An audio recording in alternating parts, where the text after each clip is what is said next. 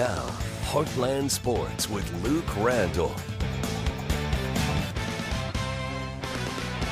College basketball, the Murray State women's team suffered their first conference loss of the season Friday at Northern Iowa. Racers looking to get back on track today at Drake. From the first possession in this one, Murray State getting to work. Hallie Polk getting the ball. Let her find someone. Haven Ford jacks up the three-pointer to open the game for Murray State. This one would go back and forth through the first half. Drake did a very good job at keeping it close. Two teams atop the MVC. And then back on offense, Polk from Murray State, end of the first half, gives the Racers a slight cushion at the half. It would not last. It stays close. Going into the fourth now, 20 seconds.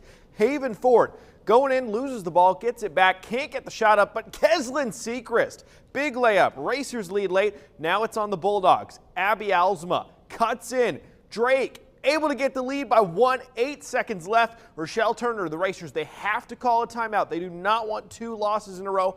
Final play. Polk.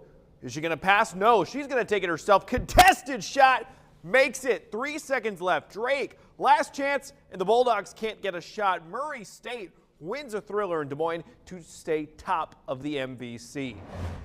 Meanwhile, Southern Illinois men's basketball was supposed to play in Evansville today. The telecast got scrapped last night, and the team is in Evansville, but earlier this afternoon, the game was postponed.